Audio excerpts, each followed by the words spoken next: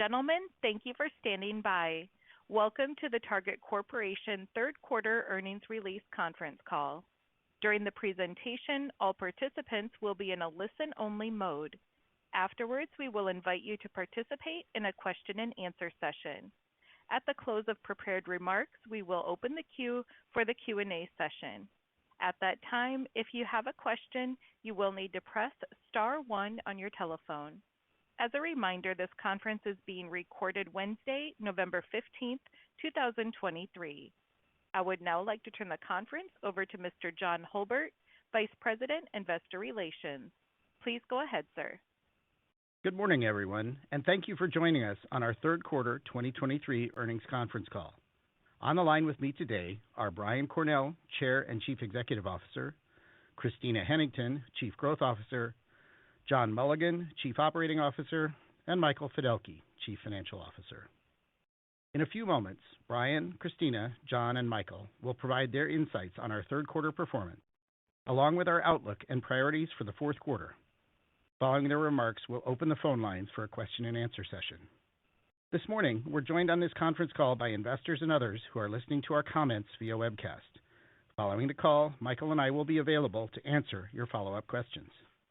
And finally, as a reminder, any forward-looking statements that we make this morning are subject to risks and uncertainties, including those described in this morning's earnings press release and in our most recently filed 10-K.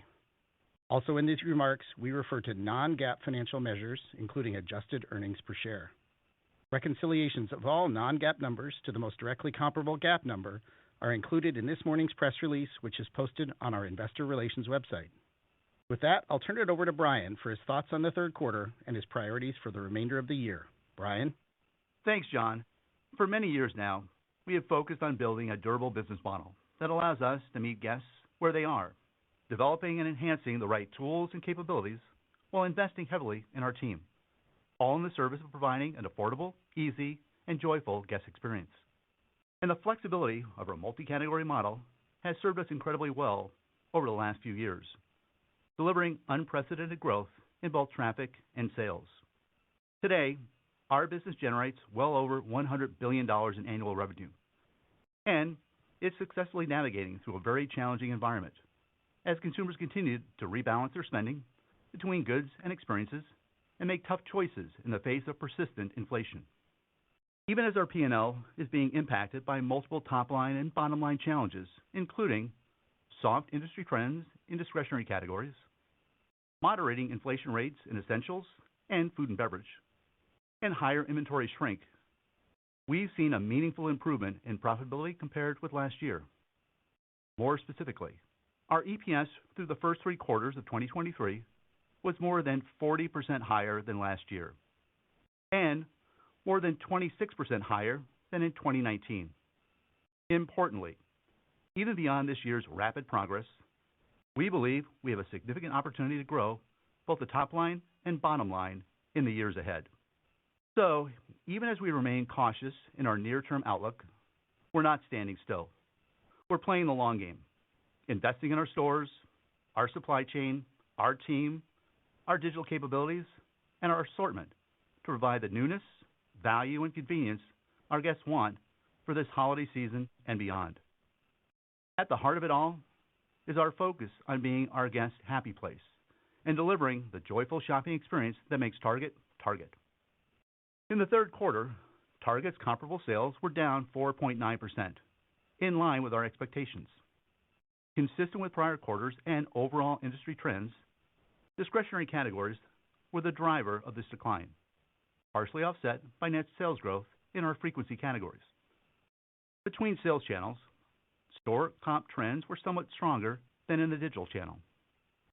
Among our digital fulfillment capabilities, same-day services saw high single-digit comp growth, led by Drive Up, which expanded 12%.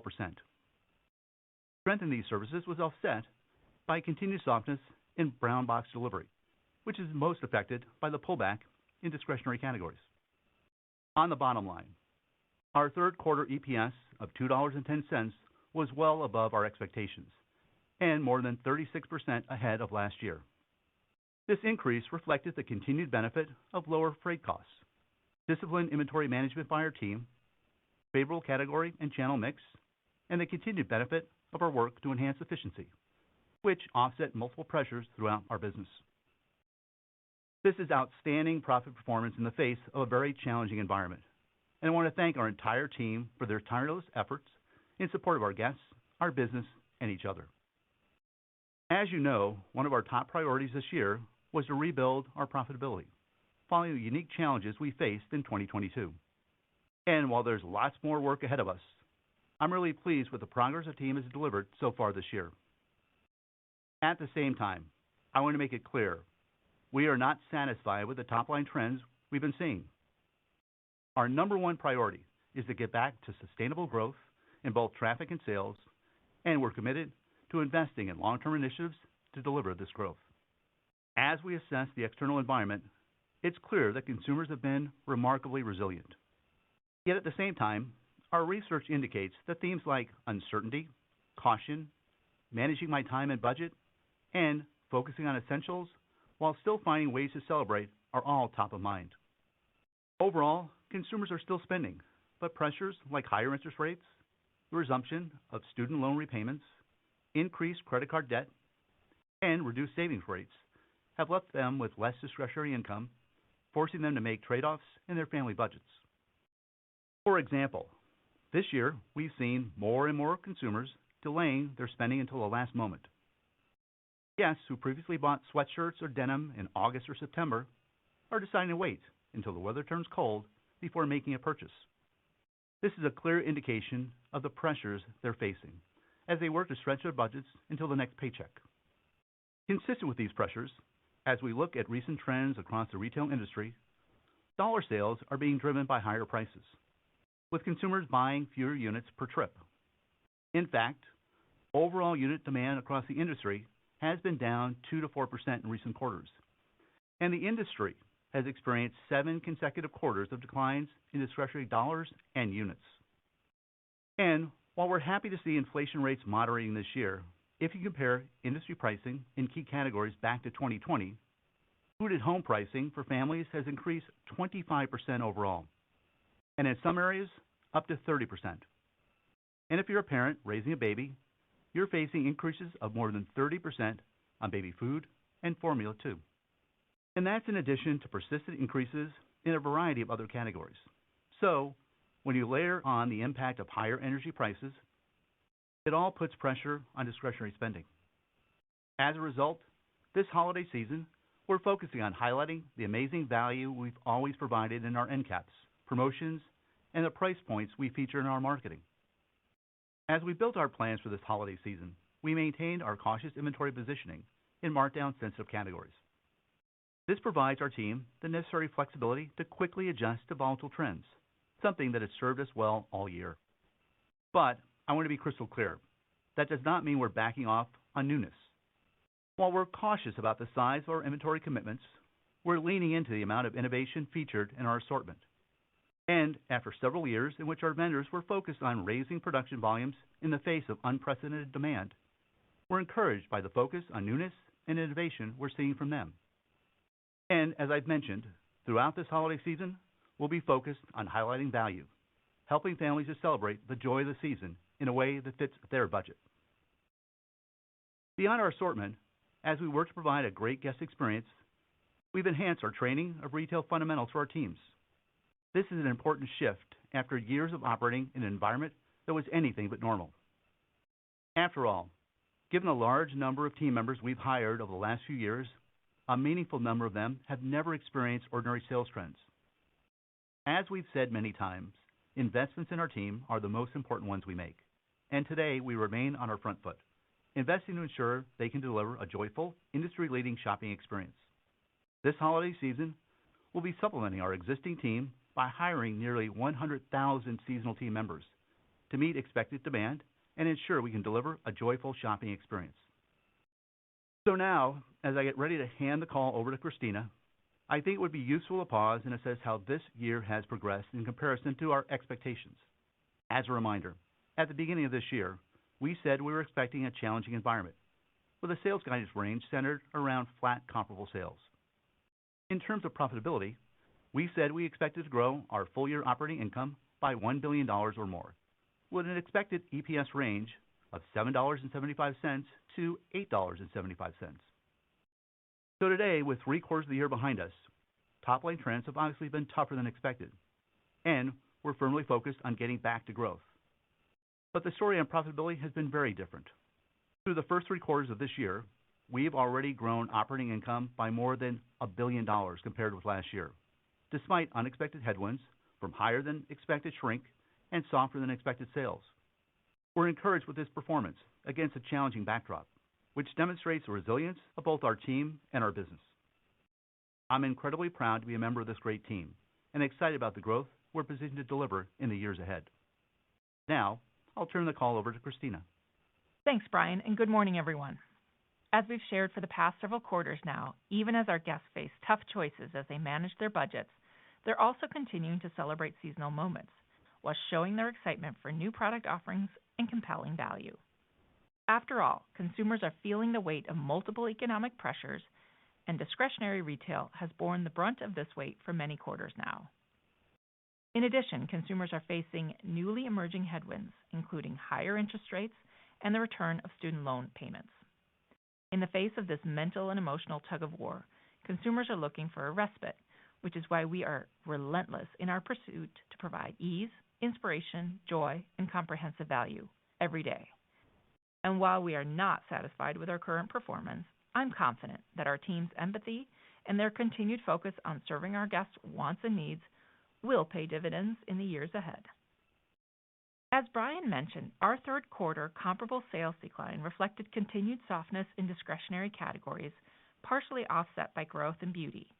Notably, comps within frequency categories slowed between Q2 and Q3, driven entirely by a deceleration in the comp benefit from growth in average retails. More specifically, in both food and beverage and beauty and essentials, the benefit from average pricing decelerated by about 3 percentage points between the second and third quarters as we move beyond the period of peak inflation from a year ago. As we've said, a lower inflation rate is welcome news, as it will reduce pressure on consumer budgets, making room for them to expand back into discretionary categories over time. Beauty led performance in the quarter with comparable sales growth in the high single digits, driven by strength across core beauty and our Ulta Beauty at Target offerings.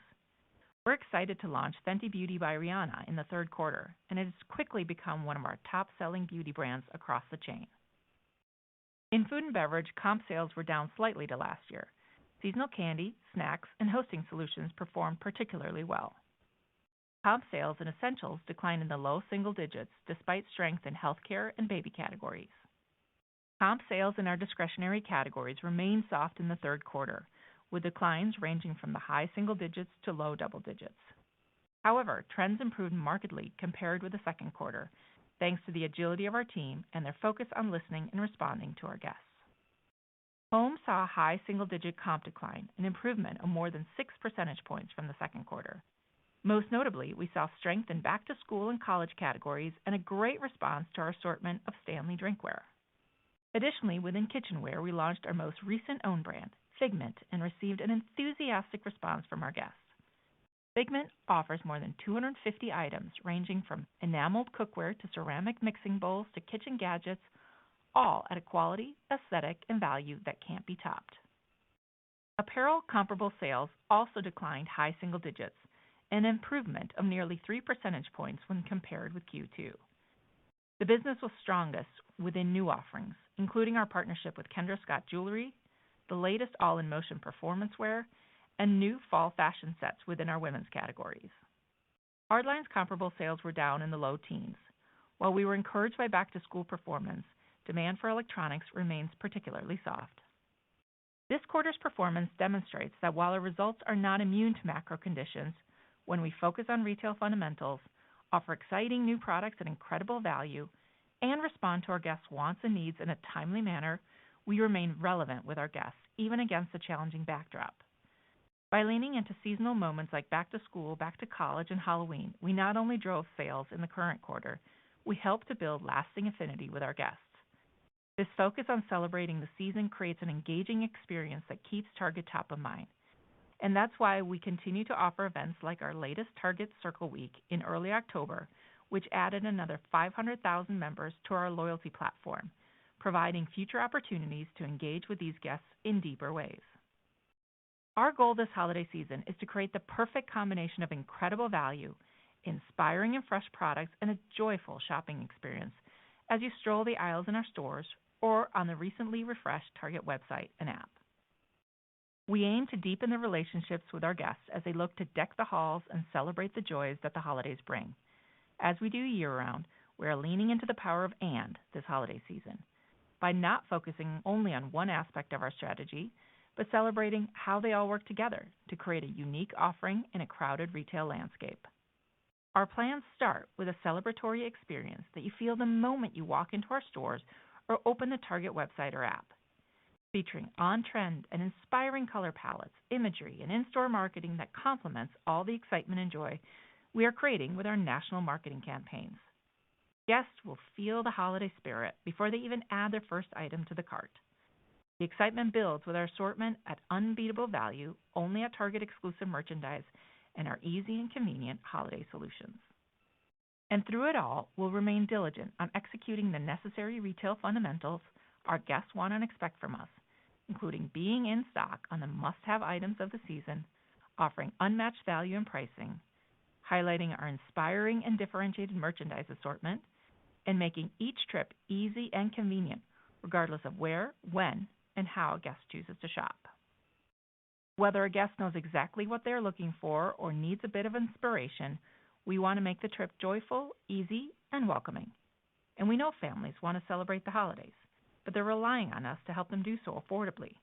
With a combination of everyday low prices, compelling promotions, and exciting savings events all season long, we aim to be the holiday destination for affordable joy.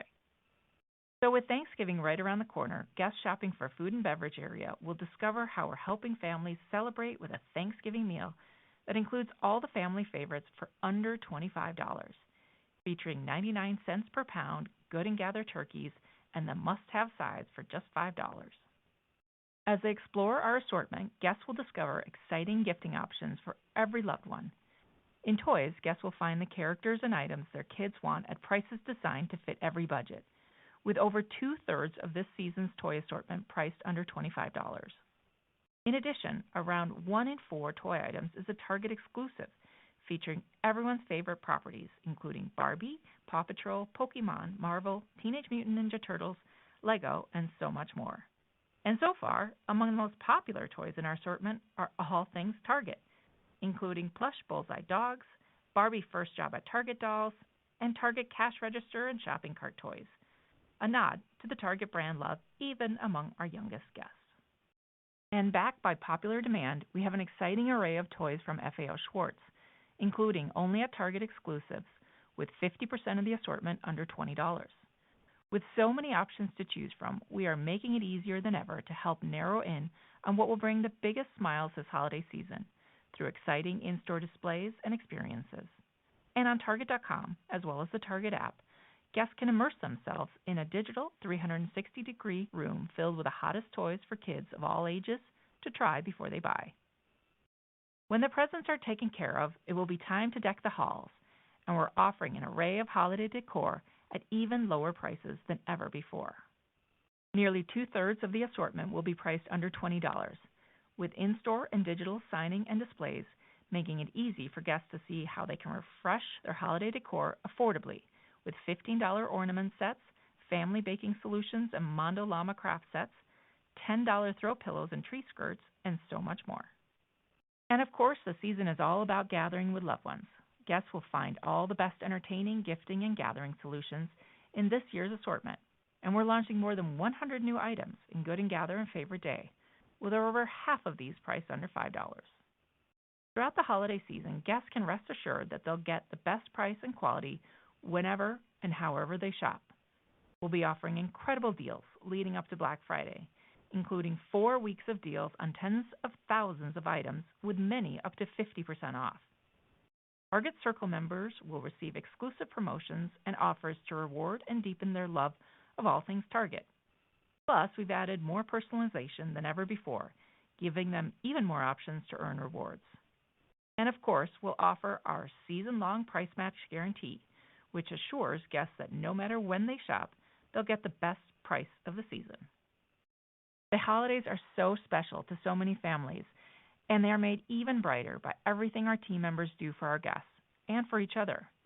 I'm so inspired by how each of our teams, from marketing to merchandising to stores to supply chain, are bringing their best to create something truly magical and uniquely Target this holiday season. I want to thank the entire Target team around the world for being the not-so-secret weapon that will help us to win the holiday season. As I get ready to end my remarks, John, I want to pause and thank you and acknowledge your countless contributions to the Target brand and team. I've greatly appreciated getting to work alongside you for so many years and know your legacy will be felt for many more. With that, I'll turn the call over to you. Thanks, Christina. Over the last 3.5 years, our operations have continually faced unusual and rapidly changing external conditions. In 2020 and 2021, after the onset of the pandemic, we couldn't secure enough inventory to satisfy the explosion in demand for our products, and we saw operating margin rates grow well beyond normal levels. Then, in early 2022, the period of rapid growth in discretionary categories suddenly reversed, and we quickly moved from having too little inventory to having way too much. As a result, both our distribution centers and store back rooms filled up well beyond optimal levels, and operating margin rates quickly moved to historical lows. So this year, as Brian mentioned, a key priority was to optimize our inventory position, so it was better aligned to the current size and growth rate of our business. We were confident that if we were successful in that effort, our operations would become more efficient, markdowns would come back down, and we'd see our profit rate recover back toward more sustainable long-term levels. And through the first 3 quarters of the year, despite unexpectedly soft top-line trends, the team has delivered a more rapid recovery in our profitability than we'd even planned at the beginning of the year. Looking ahead, we've maintained this cautious inventory posture in planning for the fourth quarter as well. More specifically, at the end of the third quarter, total inventory on our balance sheet was 14% lower than a year ago, with discretionary category inventory down 19%. And, importantly, while this ending inventory position was 29% higher than at the end of Q3 2019, that's aligned with growth we've seen on the sales line over those 4 years, making us feel really good about both the size and the health of our inventory position as we enter the holiday season. In addition, even though we own a lot less inventory than a year ago, the team has delivered meaningfully improved reliability and in-stock metrics this year, and they made additional progress in Q3. More specifically, overall in-stocks in the third quarter improved nearly a percentage point compared with Q2, and more than 3 percentage points from a year ago. And notably, in-stocks in our highest volume stores saw an even greater year-over-year improvement. In terms of our top-selling items, while the in-stock rate remained consistent between Q2 and Q3, that was after we grew the size of that list by about 75%, meaning that today, our top item list accounts for more than 1/3 of our total sales. Beyond these broader metrics, we also saw meaningful improvements in our seasonal in-stocks and a more than 6 percentage point improvement in new item in-stocks. In our smaller stores, which on average have less shelf capacity and turn faster than the chain, in-stocks have improved by more than 2 percentage points between the first and third quarters. And today, our in-stock levels in those stores are slightly better than the overall chain. And finally, in the digital channel, the percent of items available for purchase has improved by more than 2 points compared with last year, reflecting an improvement of nearly 8 percentage points in apparel. Beyond the work of our team to deliver these outstanding improvements, we're benefiting from a more than 2-week reduction of import lead times compared with last year, and a nearly 10 percentage point improvement in purchase order fill rates compared with a year ago. And with the combined benefit of a faster supply chain and a simultaneous reduction in inventory levels, all of our supply chain facilities stayed at or below our desired capacity thresholds through all 13 weeks of the third quarter this year, compared with only 3 of 13 weeks in Q3 of 2022. So while we'll continue to focus on ways to consistently deliver higher in-stocks and reliability, I'm incredibly proud of what our team has accomplished so far this year. So now, before I turn the call over to Michael, I want to highlight how our team continues to deliver on their efforts to improve execution of everyday retail fundamentals as we prepare for the busiest shopping season of the year. One of the key areas of focus for our store teams this year was to ensure priority items remained available on our sales floors throughout the day. And this year, through these efforts, we've increased the amount of inventory available on our sales floors by more than $750 million. In addition, we've seen improvements in metrics relating to backroom inventory accuracy and the percent of new assortments set on time. In the digital channel, the percentage of orders picked and shipped on time and the average drive-up wait time have all improved from last year. Also in support of the digital business, the percent of items ordered but not found has declined from a year ago, meaning that we are fulfilling more items per order and canceling fewer, a key factor in guest satisfaction. Since our goal is for Target to be the easiest place for our guests to shop, our teams have been focused on the front-of-store experience with a goal of providing consistently great service through the in-store checkout experience along with drive-up and in-store pickup. And because our guests tell us they enjoy interacting with our team, since we've refocused on the front-end experience, we've seen more than a 6 percentage point increase in the usage of full-service lanes across the chain. And we've seen sustained month-over-month improvements in the Net Promoter Score relating to interactions with our team at checkout.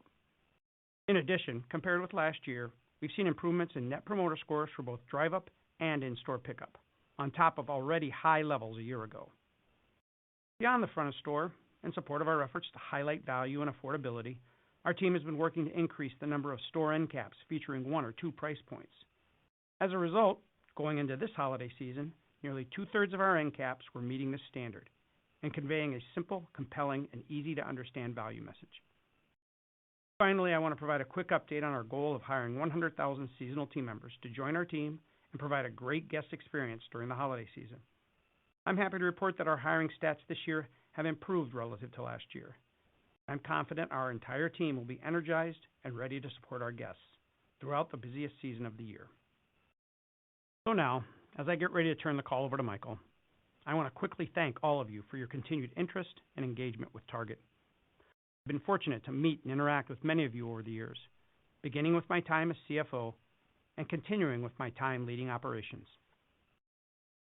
I also want to say to the entire Target team, thank you for everything I've learned from you, for your enduring passion for retail, and for your love of this iconic brand.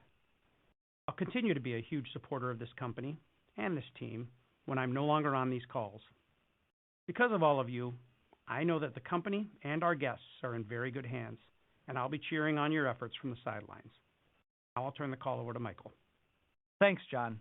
Before I begin my formal remarks, I want to thank you for the positive impact you've made on this company, our strategy, our team, and on me personally. I've been fortunate to work with you and learn from you since I first arrived at Target 20 years ago. In the third quarter, total revenue was down 4.2%, reflecting a 4.3% decline in total sales and a 0.6% decline in other revenue. Within the other revenue line, declines in credit card revenue and a few smaller items were nearly offset by growth in Roundel ad revenue. Among the drivers of our third quarter comparable sales, traffic was down 4.1%, combined with a 0.8% decrease in average ticket. While we're encouraged that our Q3 comp trend improved 0.5 point compared with Q2, and the traffic trend recovered a little bit faster, we're not at all satisfied with this result, and we're laser focused on moving both traffic and sales trends back into positive territory. As Christina mentioned, our guests continue to shop around seasonal moments, so not surprisingly, Q3 comp performance was strongest around the back to school and back to college seasons. For the remainder of the quarter, we saw variability week by week with periods of relative strength around promotions. Our third quarter gross margin rate of 27.4% was more than 2.5 points better than last year, driven by multiple benefits within merchandising, including meaningfully lower freight costs and favorable clearance markdowns. In addition, we benefited from year-over-year favorability in digital fulfillment and supply chain costs. And, perhaps surprisingly, merchandise mix drove a small rate benefit compared with last year, as we continued to benefit from growth in higher margin categories like beauty, and we saw the softest performance in very low margin categories like electronics. Partially offsetting these tailwinds, the rising cost of inventory shrink represented a 40 basis point headwind to our third quarter gross margin rate. While we're encouraged that this impact was smaller than expected and better than we faced earlier in the year, growth in shrink remains a significant financial headwind, and we're determined to continue making progress in the years ahead. While our Q3 guidance anticipated significant improvement in our gross margin rate, our actual performance was well above our expectations, as the team delivered greater than expected progress on several fronts. At the top of that list is their continued agility in managing inventory, which delivered compelling benefits on both the gross margin and SG&A expense lines. In addition, our team's ongoing efforts to identify long-term efficiency opportunities is already contributing to this quarter's better-than-expected performance. Beyond those drivers, a couple of macro factors came in better than expected, including freight costs and the impact of inventory shrink. On the SG&A line, our third quarter rate of 20.9% was just over a percentage point higher than last year. This growth reflected cost increases throughout our business, including continued investments in our team, along with the deleveraging impact of lower sales, partially offset by disciplined cost management throughout the organization. Our Q3 depreciation and amortization expense rate of 2.4% was about 10 basis points higher than a year ago, reflecting dollar growth of about 3%. Altogether, our third quarter operating margin rate of 5.2% was more than a percentage point higher than last year.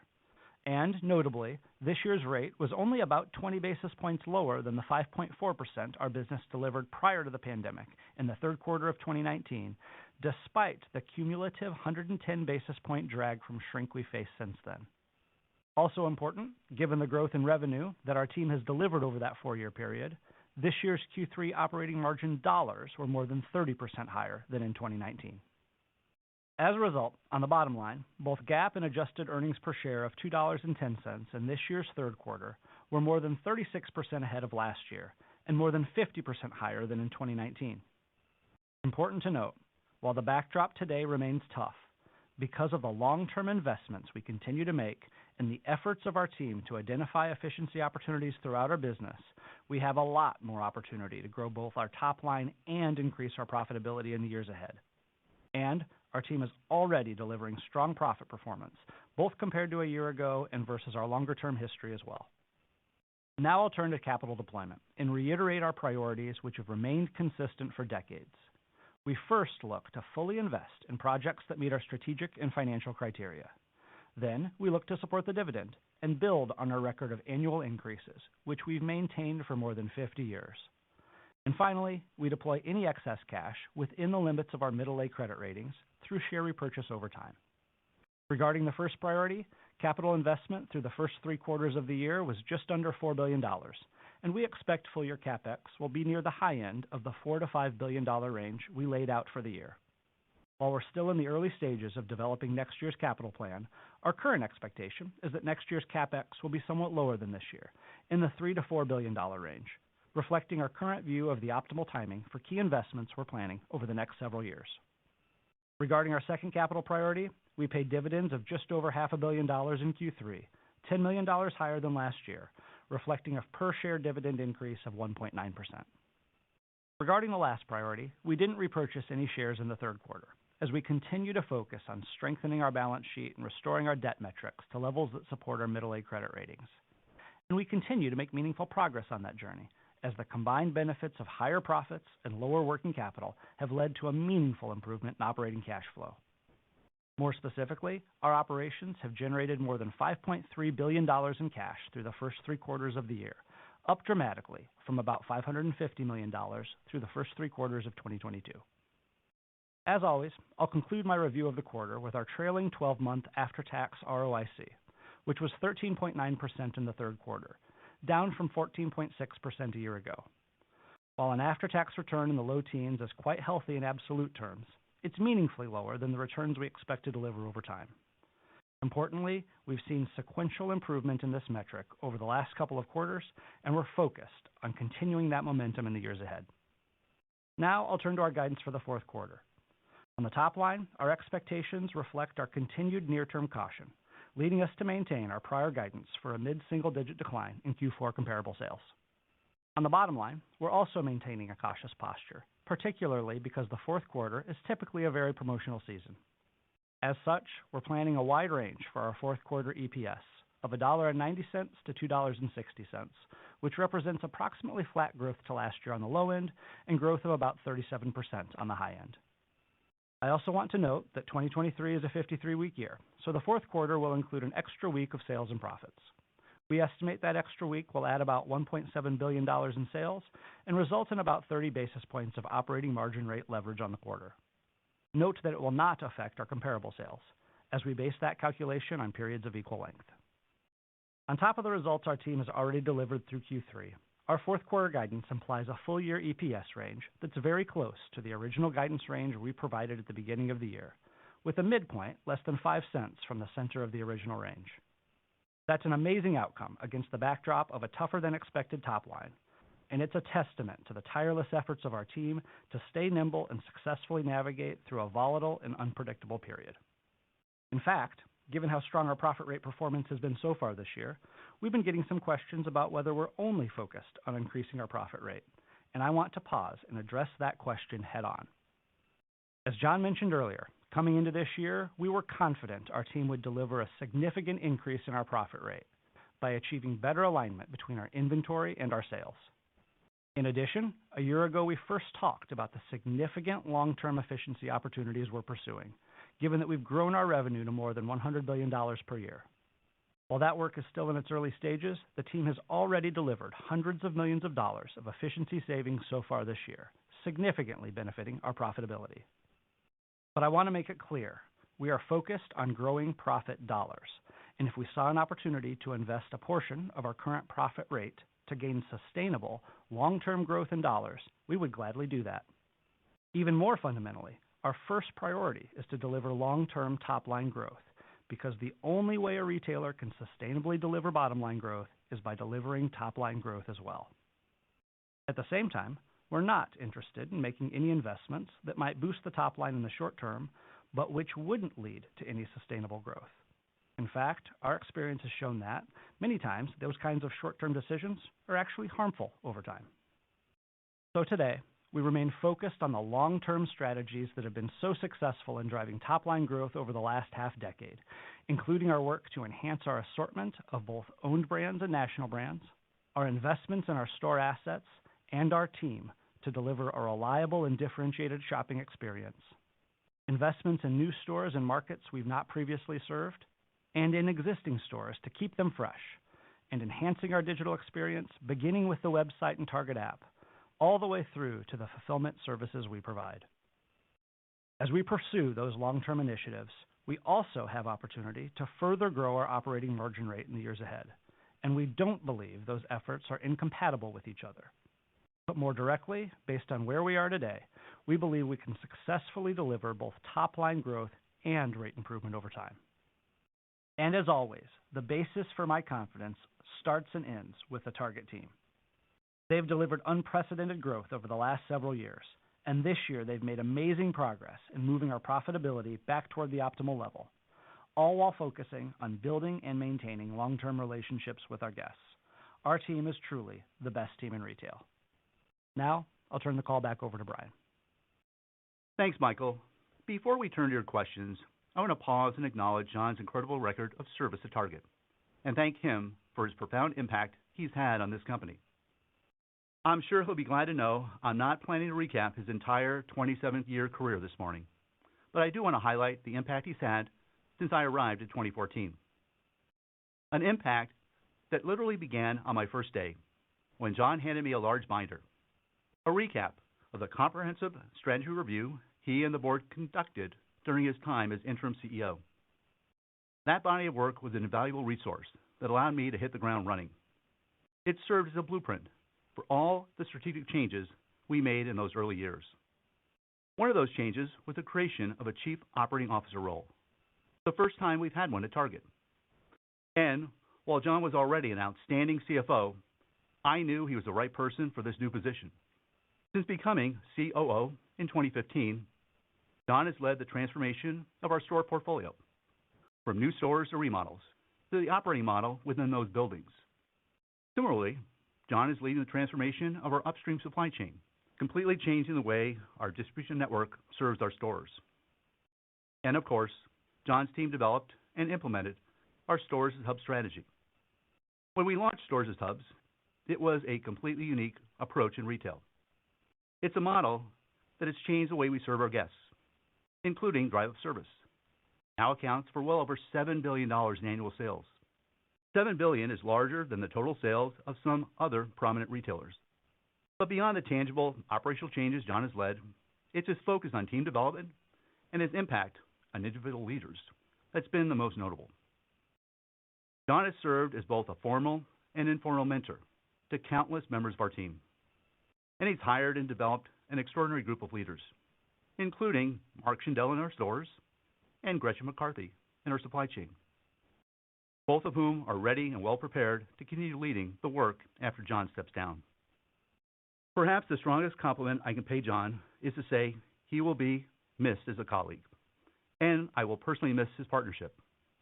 But I know our operations will not miss a beat, given how masterfully he's prepared everyone around him. And that goes for me too. Since the day I arrived, John has been a trusted advisor whose only goal was to do what was best for our guests, for this great company, and for our team.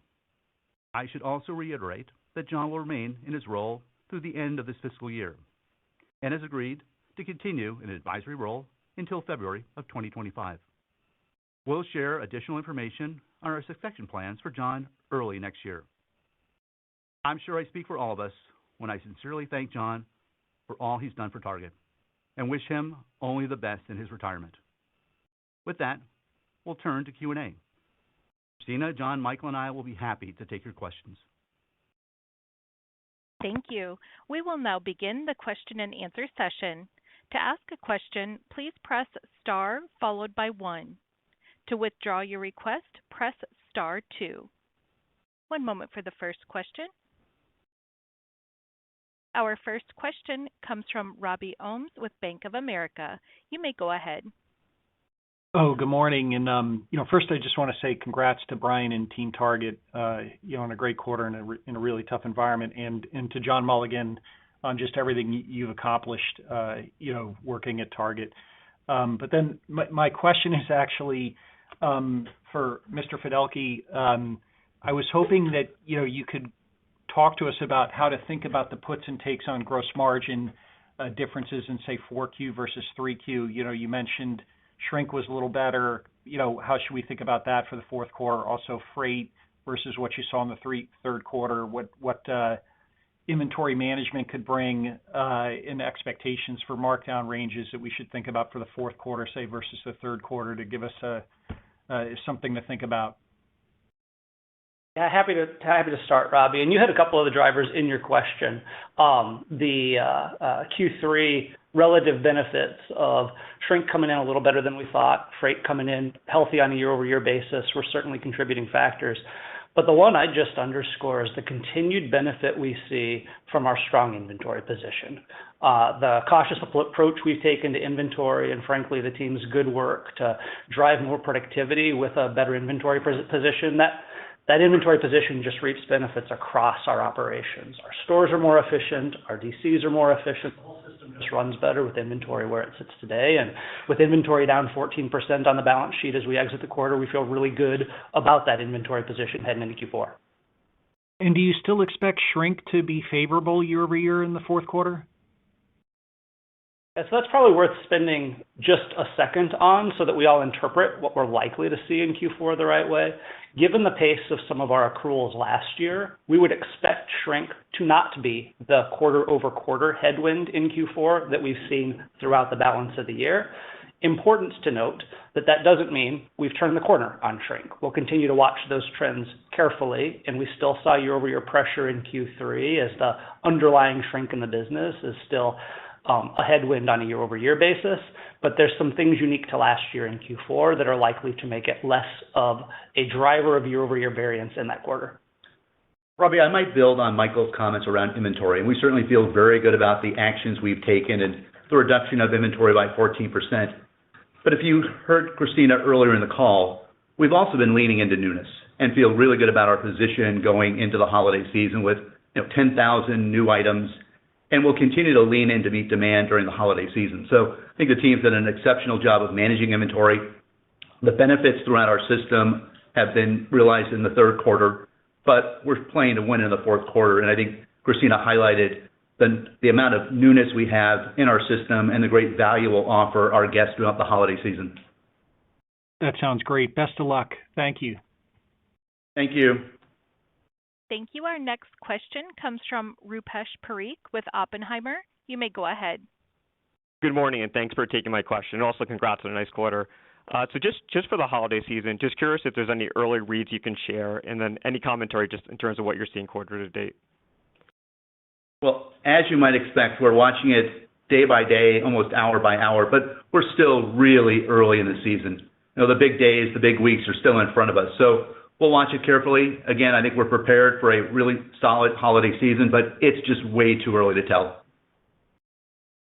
Great, thank you. And then maybe one follow-up question, just on the CapEx. So expectations are lower for next year. Any specific buckets where you guys expect to reduce CapEx spending next year? Just any initial color you can share. You can expect us to unpack that more as we get into the start of next year, Rupesh, but wanted to share our latest thinking of how we think the cadence by year flows. And as you heard me say in my remarks, importantly, we'll continue to invest in the things that will drive growth over time. We're really pleased with the almost $5 billion of investments this year and the returns those will drive, and we feel like that $3 to $4 billion number is the right number for next year based on what we see today, but more to come on that front. Great, thank you. I'll pass it along. Thank you. The next question comes from Michael Lasser with UBS. You may go ahead. Good morning. Thank you so much for taking my question. Best of luck to John Mulligan. With sales down around 5% in the third quarter and the guidance calling for a similar decline in the fourth quarter, one of the key debates, and using an example, is are customers not coming to Target right now because they're just not in the market for a coffee maker, as an example? Or are they buying that coffee maker somewhere else? And if the latter is the case, how much more promotional will Target need to become in order to get that customer back? Michael, I'm happy to start, and then I'll ask Christina to provide additional color. But one of the things that we've called out a number of times now is that there's tremendous pressure on the consumer's wallet. And the impact of very sticky food and beverage inflation, which, compared to pre-pandemic, food and beverage prices are up on average 25%.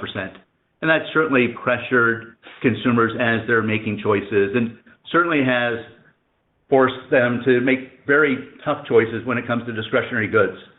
We've actually seen in the industry 7 consecutive quarters where discretionary goods have declined both in dollars and units. So there's an overall pressure in the marketplace. So you're seeing a consumer who is focused on managing their budget, buying those household essentials, and then carefully shopping for those new items you just mentioned. But Christina, why don't you give Michael some additional color on what we're seeing in some of those categories? Yeah, to build on what Brian said, certainly when we do have hot promotions, the guest is responding. And the fourth quarter is always very competitive, and we'll be very well positioned with everyday low prices, as well as promotions and investments in Circle, our loyalty program. I think the big difference for us this year in this fourth quarter is the amount of newness that we've invested in. If there's one thing that we've seen is in an environment where people are making choices and they might have some constraints with their budget, the motivation to buy is this going to add value to my life? Is this something that is intriguing and feels relevant, or is fashion forward, or is really for me? And doing more of the same just isn't going to get it done, which is why we've invested in newness. And you'll see that across the store. You'll see it as you walk in, first thing in our women's set. It's right on trend. It's colorful. The price points are very appealing. You walk around to our seasonal business. Right now, you can get everything from your tree to your tree skirt to ornaments at a great value. Continue down the path to toys. You've got over 2/3 of our toys below $25.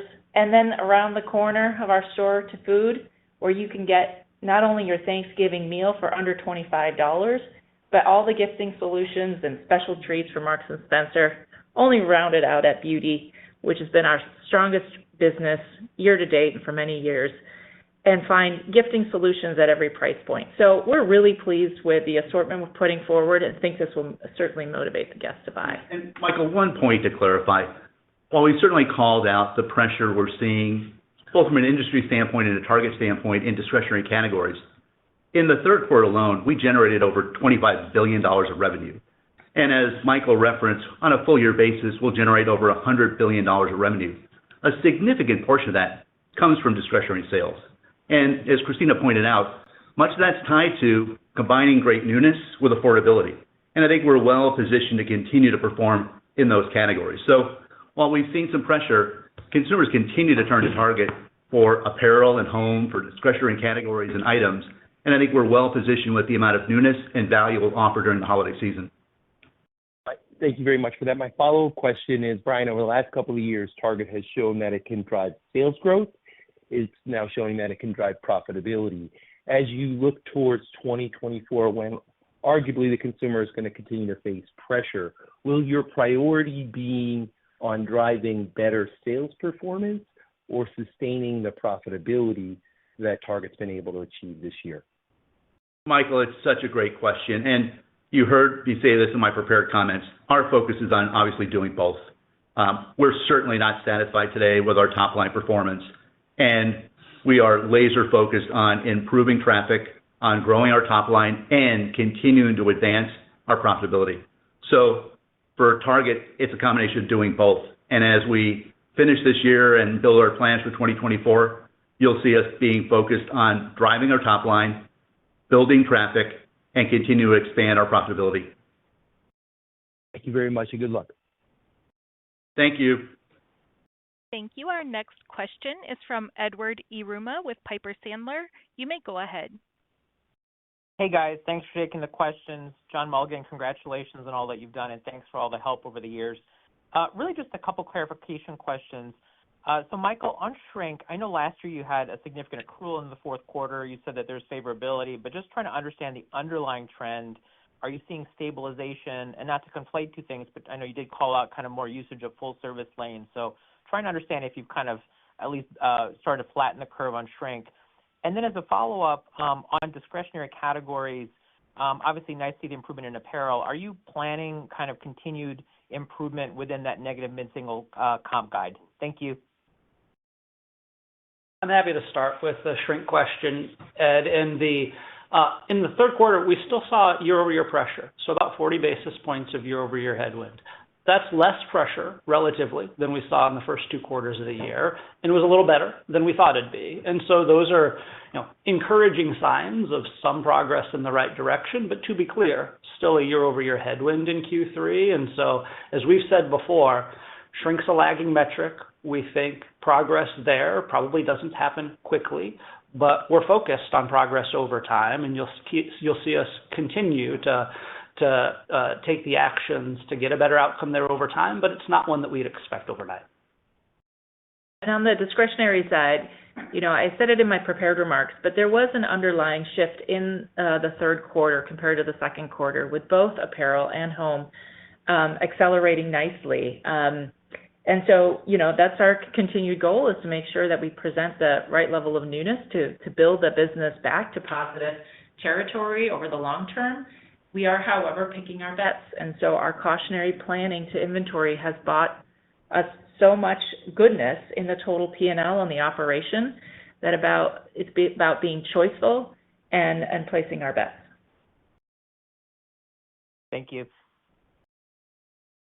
Thank you. Our next question is from Kate McShane with Goldman Sachs. You may go ahead. Hi, good morning. Thanks for taking our question.